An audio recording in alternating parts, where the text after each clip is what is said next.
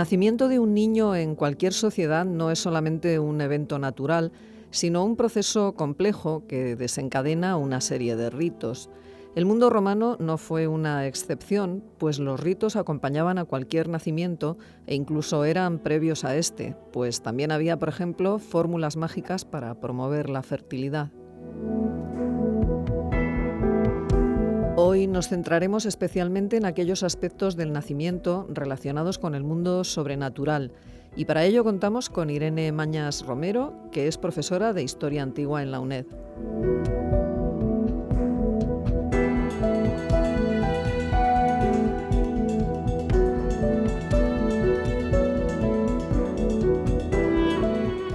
Irene, ¿qué tal? Bienvenida a Sin Distancias. Buenos días, Clara, ¿qué tal? Bueno, de manera preliminar y para enfocar este tema, ¿qué relación había entre la natalidad y la religión o la magia en el mundo romano? Bueno, pues yo creo que es necesario que comencemos subrayando que la reproducción es una de las preocupaciones que son transversales a cualquier sociedad en cualquier tiempo, ¿no? Y desde luego lo es una gran preocupación en el mundo antiguo, a pesar de que, claro, en las fuentes no aparece teorizada, no aparece reflejada como tal. Pero claro, la reproducción pues asegura la pervivencia de los grupos, asegura su subsistencia, es la garantía de la continuidad. Hasta el punto de que cuando esta reproducción se ve amenazada, cuando existe esta falta de hijos, las sociedades generan soluciones intentando corregir lo que perciben como causas de esta ausencia de descendencia. Entonces, pues es precisamente este problema percibido de la falta de natalidad con lo que debemos relacionar pues fenómenos como el rapto de mujeres, ¿no?, que se llevan a cabo en muchas sociedades. Si existe una carencia demográfica de mujeres en edad de procrear, pues no hay hijos.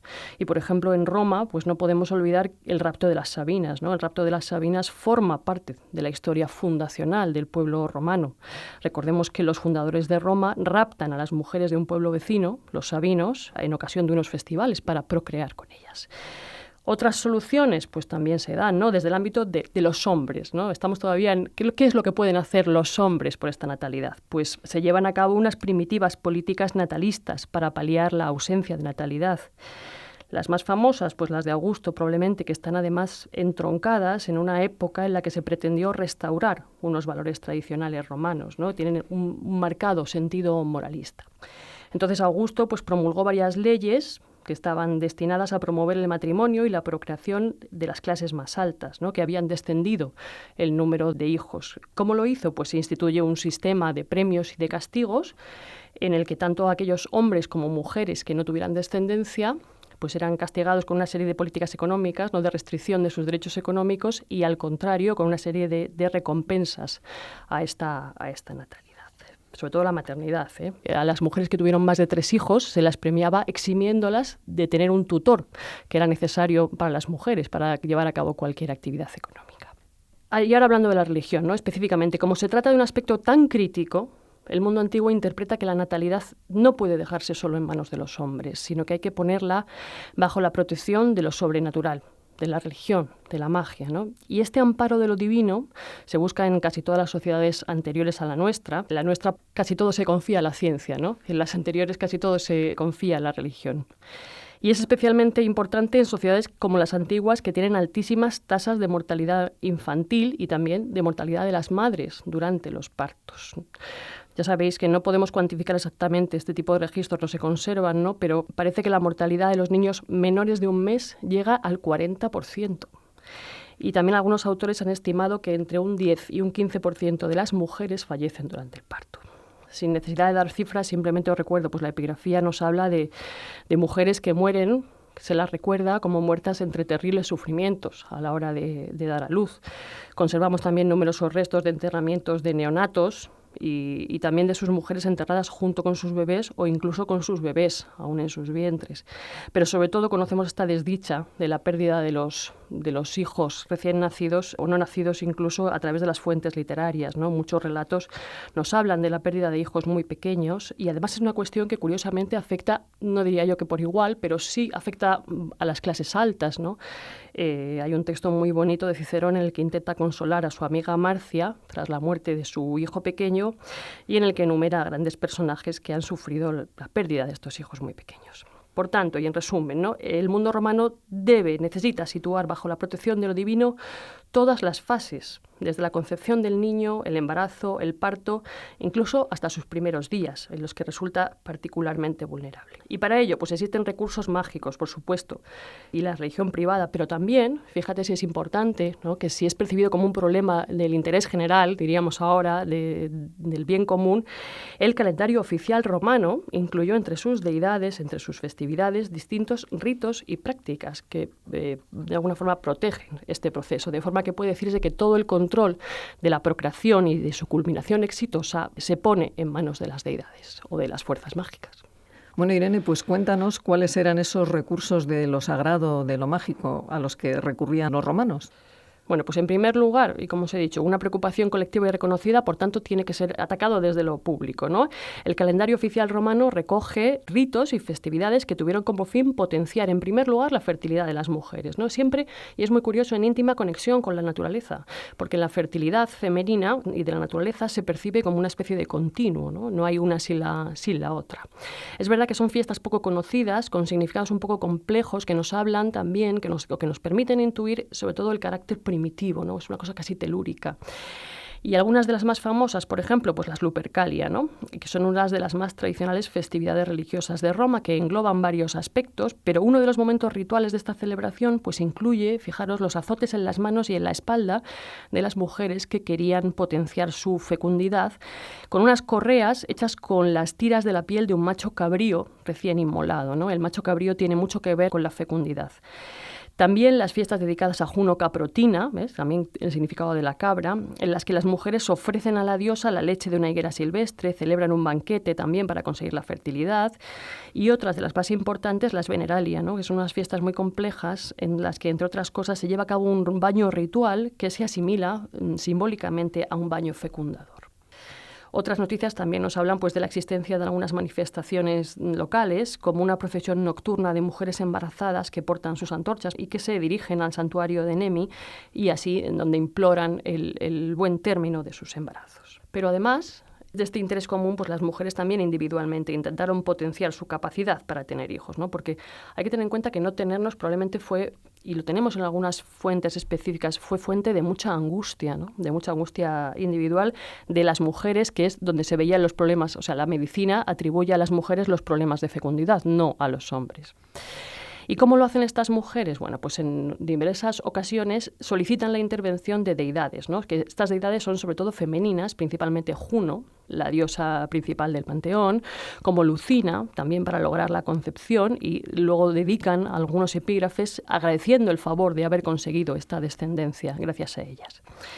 Pero además, y en esto quería hacer especial hincapié, hay como varias categorías de objetos especializados en lograr esta fertilidad, que irían acompañados de fórmulas, de conjuros, de plegarias que hoy no tenemos, pero sí conservamos estos objetos, ¿no? Algunos pues aparecen en santuarios concretos, luego pensaremos qué quiere decir esto, ¿no? Pues, por ejemplo, en santuarios itálicos como en Bulci, en Tarquinia, también en la Galia, en Alesia. Y se trata de exvotos, que son pequeñas esculturas muy sencillas, de producciones cerámicas bastante humildes, que se ofrecen a la divinidad, ¿no? Como nuestros exvotos en los santuarios. Y hay algunos que están claramente relacionados con esta fertilidad. Son los úteros votivos, ¿no? Se ofrecían úteros. Se trata de representaciones muy estilizadas, de unos úteros muy esquemáticos, que es una parte de la anatomía femenina en la que se centraliza fisiológicamente, pero sobre todo a nivel simbólico, la reproducción. Y lo que es importante es que su concentración en determinados espacios religiosos, no aparecen en todos los santuarios del mundo romano, probablemente significa que existen santuarios especializados en afecciones relacionadas con la fecundidad, con la esterilidad, ¿no? Al igual que hoy en día, pues algunos creyentes acuden a determinados santuarios, por ejemplo, esperando que les curen los ojos o otros tipos de enfermedades. Otra tipología de exvotos cerámicos pues representa a recién nacidos fajados, ¿no?, que es una costumbre del mundo romano y que apelan directamente a la deidad para lograr o para celebrar un nacimiento. Y luego también muy curioso son las gemas mágicas, cuya función es interpelar a las fuerzas sobrenaturales para influir en la culminación exitosa de la reproducción, en el parto, ¿no? Estas son más características de la parte oriental del imperio. Y dentro de estas gemas existe un tipo especialmente interesante, que es un tipo en cuyo anverso aparece representada una mujer desnuda, sentada, sobre una esquemática silla obstétrica, ¿no? En la que se daba luz, y con las piernas abiertas, ¿no? En una de las iconografías más comunes del alumbramiento en época antigua. Rodea esta imagen la figura de un animal mitológico con forma de serpiente que se come la cola y que está simbólicamente relacionado con el ciclo de la vida. Y es muy curioso, fijaos que estas gemas están normalmente talladas en hematitas, que es una forma mineral del óxido férrico y por tanto tiene tonalidades rojizas, y es una piedra que un autor griego, Teofrasto, denominó piedra de sangre. Esto quiere decir que por sus propiedades cromáticas se consideraba que tenía el poder sobre la sangre y por tanto que podía frenar las hemorragias y también la muerte de las madres en el parto, ¿no? Por tanto, se atribuye a estas gemas el poder de facilitar el parto, de aliviar el dolor que conllevaba la expulsión del feto y, por supuesto, de eliminar los peligros inherentes al momento liminal del nacimiento. Irene, ¿y cómo era el proceso del parto en sí? ¿Y cómo habéis podido acceder a esa información los historiadores? Porque son aspectos de la vida cotidiana que no suelen aparecer en las fuentes literarias o históricas con las que trabajáis normalmente, ¿no? Efectivamente, las fuentes romanas de los literatos o de los historiadores que normalmente utilizamos pues tienen siempre un sesgo orientado por lo público, ¿no? Y por tanto androcéntrico, esto también hay que decirlo. Se ocupan del poder, de los grandes hechos de la historia y no atienden en general a prácticas que se consideran universales, que como son el parto, la crianza, el cuidado, ¿no? Y que son además desarrolladas principalmente por las mujeres. Pero sí que es cierto que existen algunas fuentes, sobre todo médicas, tratados médicos que nos hablan de estas cuestiones. Entre ellas yo quiero destacar un autor que es Sorano de Éfeso, un médico del siglo II después de Cristo, que escribe una obra que se llama Ginecología y escribe efectivamente sobre las afecciones y los padecimientos femeninos. También describe su genitalidad y, muy interesante, intenta formar a las matronas en el proceso del parto, en los partos complicados, incluso tiene una parte que se dedica a eso, y en cómo deben ser atendidas la madre y el neonato. Entonces, Sorano nos ofrece bastante información sobre el proceso del parto desde un punto de vista de la práctica médica y muestra además una profunda empatía con el sufrimiento de las parturientas, que debió de ser mucho, ¿no? Es un momento de mucha tensión y el texto de Sorano pues, nos permite entrever prácticas como zarandeos a las parturientas, ataduras a las camas, formas de lo que hoy conoceríamos como violencia obstétrica. Y efectivamente el sufrimiento que se debió pasar en los partos, el riesgo de que el niño y la madre sufrieran daños, pues hicieron situar este momento crítico bajo el amparo también de lo sagrado.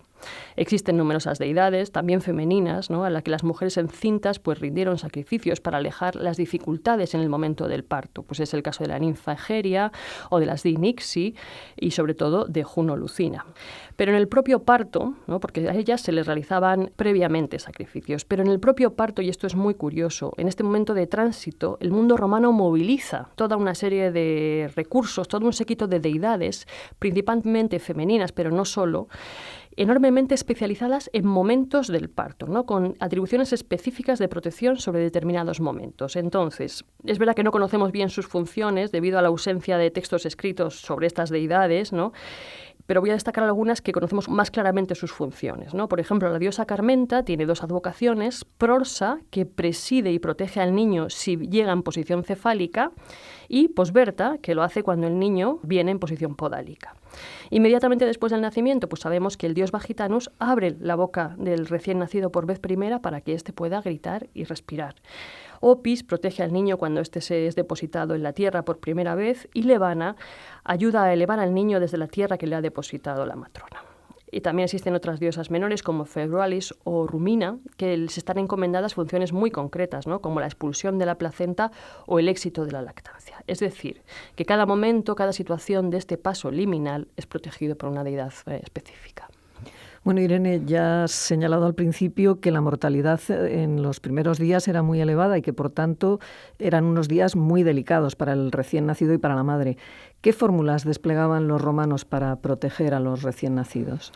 Bueno, pues efectivamente se estima, como hemos indicado, que la mortalidad durante el primer mes de vida alcanza el 40% de los neonatos. Son complicaciones derivadas del parto, infecciones que fueron muy comunes. Y tan grande fue esta mortalidad, fijaros que entre el día del nacimiento, que se llama dies natalis, y el momento en que al niño se le pone un nombre, que es el llamado dies lustricus, por una ceremonia que se lleva a cabo, o también dies nominis, transcurren 8 días si se trata de un niño y 9 si se trata de una niña. Hay una explicación que intenta racionalizar esto, dice que es porque las mujeres maduran antes, ¿no? Bueno, anteriormente el niño no tiene nombre y, por tanto, antes de tener este nombre, está fuera de la protección de los dioses familiares, de los dioses de la domus que protegen a los demás miembros de la familia. La explicación de esto es que parece que se trata de un periodo para evaluar, resulta un poco duro, ¿no?, pero para evaluar las posibilidades de supervivencia del recién nacido, que es especialmente vulnerable a las enfermedades reales, pero también al mal de ojo, a la envidia y a todos los poderes que despliegan las fuerzas negativas, ¿no? Ya sabemos que los romanos fueron un pueblo profundísimamente supersticioso.